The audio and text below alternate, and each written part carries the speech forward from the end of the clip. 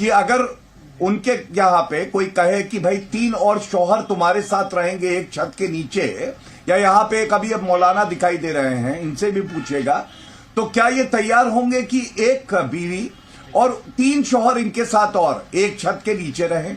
मैं आपसे ये पूछना चाह रहा हूं, अगर संविधान और कुरान में कॉन्फ्लिक्ट आएगा, और आता है, कई ऐसे मुद्दे हैं, तो आप संविधान का पालन करेंगे या कुरान का करेंगे? बस यही बात पूछ रहा हूं। इंडिया के भारत के हिंदू भाई काफिर नहीं हैं और ये धिम्मी है, और इन धिम्मियों के लिए हुजूर प्रॉफेट मोहम्मद ने कहा है। दोस्तों नमस्कार, आप सभी का स्वागत है और आप मेरे साथ देख रहे हैं एस के डिबेट। दोस्तों, मोदी सरकार ने तमाम ऐसे मुद्दों को सुलझा दिया है जिनकी कल्पना करना भी बहुत मुश्किल था, जैसे कश्मीर से धारा 370 का हटाना, ट्रिपल तलाक का हटाना, राम मंदिर का मुद्दा जो था बहुत पुराना था उसको सुलझाना। दोस्तों, अभी हाल ही में हमारे गृह मंत्री अमित शाह जी ने महाराष्ट्र में एक रैली को संबोधित करते हुए बयान दिया है कि मोदी सरकार यूसीसी यानी कि यूनिफॉर्म सिविल कोड पर आगे बढ़ी है। मतलब एक देश एक विधान एक संविधान, मतलब सभी के लिए एक कानून। दोस्तों, आज की डिबेट वीडियो इसी मुद्दे पर होने वाली है। बीजेपी की तरफ से गौरव भाटिया जी हैं और अतीकुर रहमान इस्लामिक स्कॉलर हैं। दोस्तों, वीडियो बहुत शानदार होने वाली है। आपसे अनुरोध है वीडियो को अंत तक जरूर देखें। वीडियो पसंद आए तो लाइक करें, शेयर करें, कमेंट करें और मेरे चैनल को सब्सक्राइब करें। चलो दोस्तों, ओरिजिनल वीडियो स्टार्ट करते हैं। चलिए शुरू करते हैं। दीपक जी, सर्वप्रथम तो ये कहूंगा कि आपने ओवैसी जी के वक्तव्य से मुझसे सवाल पूछा। ये कभी मत भूलिएगा कि एआईएमआईएम वो पार्टी है जिसके नाम में मुस्लिमीन आता है। मुस्लिमीन मतलब हिंदुओं के लिए, ईसाइयों के लिए, सिख के लिए, बौद्ध के लिए, जैन के लिए, पारसी के लिए। ये लोग वो भाव नहीं रखते हैं जो मुसलमानों के लिए रखते हैं, और ये गैर संवैधानिक है। दूसरी बात, इसके अध्यक्ष जो हैं ओवैसी जी, वो अपने आप को बैरिस्टर कहते हैं, बड़े लॉयर हैं। लोगों को ऐसा लगता है, मेरा ये मानना है ये बैरिस्टर विदाउट ब्रीफ हैं। ये संविधान की शपथ तो लेते हैं लेकिन संविधान को पढ़ते अपने अनुसार हैं। जो अनुच्छेद अच्छा लगे, अनुच्छेद 25, 26, 30, 31 माइनॉरिटी राइट्स की बात तो संविधान से ले लेते हैं, लेकिन अनुच्छेद 44 जो कि यूनिफॉर्म सिविल कोड की बात करता है, वो संविधान का पालन नहीं करेंगे, क्योंकि वो उनकी जो धार्मिक सांप्रदायिक राजनीति है उसको सूट नहीं करता है। तीसरी बात, मैं ये पूछना चाहता हूं, अनुच्छेद 14, 15 संविधान का है और अनुच्छेद 21 है, the right to live with dignity. 14 और 15 इक्वालिटी बिफोर लॉ, और लिंग के आधार पे, धर्म के आधार पे, जात के आधार पे और जन्म स्थान के आधार पे कोई भेदभाव नहीं होगा। आप मुझे ये बताइए, आज जो भी प्रवक्ता आए और कहे कि यूनिफॉर्म सिविल कोड नहीं आना चाहिए, उससे पहला सवाल जनता ये पूछती है, संविधान में जब लिखा हुआ है कि आना चाहिए तो आप क्यों कहते हैं नहीं आना चाहिए?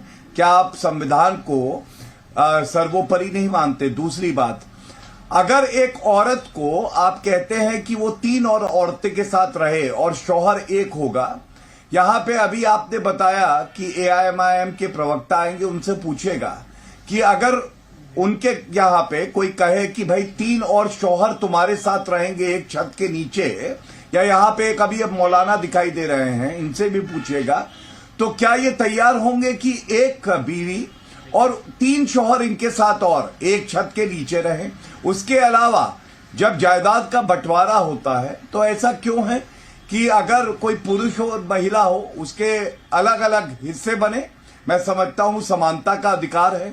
तो ये सारे सवाल हैं जो यूनिफॉर्म सिविल कोड लागू होने से ये पूरे तरह से निष्कर्ष के तौर पे सामने आएगा, एक सॉल्यूशन होगा। और इसीलिए आप कभी नहीं देखेंगे कि मुस्लिम महिला, जैसे ट्रिपल तलाक को अपराध बनाया तो मुस्लिम महिला बड़ी खुश थी, लेकिन जो मुसलमानों को वोट समझ के ठेकेदारी करते हैं वो लोग नहीं खुश थे। ऐसे ही uniform civil code. Gaurav Bhatia जी पूछिए सवाल। नहीं, अतीकुर भाई जी, मैं आपको बिल्कुल टोकना नहीं चाहता हूं। सबसे पहले तो मैंने जैसा कहा कि अगर अतीकुर रहमान पे कभी कोई दिक्कत आएगी तो हम अपनी जान दे देंगे, क्योंकि वो हमारे देश के नागरिक हैं। भाई, मैं आपसे ये पूछना चाह रहा हूं, अगर संविधान और कुरान में कॉन्फ्लिक्ट आएगा, और आता है, कई ऐसे मुद्दे हैं, तो आप संविधान का पालन करेंगे या कुरान का करेंगे? बस यही बात पूछ रहा हूं। और मुझे काफिर तो नहीं मानेंगे ना? ठीक है। यस, गौरव भाटिया जी, आप बिल्कुल भी मेरे लिए काफिर नहीं हैं, कुरान के हिसाब से भी आप काफिर नहीं हैं, और उसकी बहुत सारी वजह हैं। मैंने दीपक जी को लास्ट डिबेट में भी इससे पहले कहा था कि एक सेपरेट डिबेट रख दीजिए, और मैं साबित कर दूंगा कि हमारे हिंदू भाई, हमारे इंडिया के, भारत के हिंदू भाई काफिर नहीं हैं, और ये धिम्मी है, और इन धिम्मियों के लिए हुजूर प्रॉफेट मोहम्मद ने कहा है कि अगर किसी मुसलमान ने गौरव भाटिया जो कि धिम्मी हैं, अगर उनको नुकसान पहुंचाया तो हशर के मैदान में हुजूर का हाथ आपके सर पर होगा, गौरव भाटिया के सर पर होगा। मुझे कोई राइट नहीं बनता है, मुसलमानों को कोई राइट नहीं बनता है कि हमारे हिंदुस्तान के हिंदुओं को काफिर समझे या उनको कोई तकलीफ पहुंचाए। I have made my self, I hope, clear. दूसरा प्रश्न, संविधान जब और कभी कुरान में कॉन्फ्लिक्ट आया, जब कभी पहले तो अलबत्ता कॉन्फ्लिक्ट आने की गुंजाइश पैदा नहीं हो सकती, क्योंकि कुरान इक्वालिटी में बिलीव रखता है। कुरान हमको अगर कोई सबक सिखाता है चार तो शादियों का equality है, चार और शादियों का अवसर देता है कि नहीं equality पे अतीक भाई? आधारित है। अब क्या चार बहुत शादी important करना point, एक मर्द के लिए इक्वालिटी है, दीपक जी। ये भी बता दीजिए साथ साथ। Very good, very good, very good. Deepak ji, हम जितना भी बात कर रहे हैं यूनिफॉर्म सिविल कोड को लेकर, हम सिर्फ और सिर्फ पॉलिटिकल चश्मे से देख रहे हैं।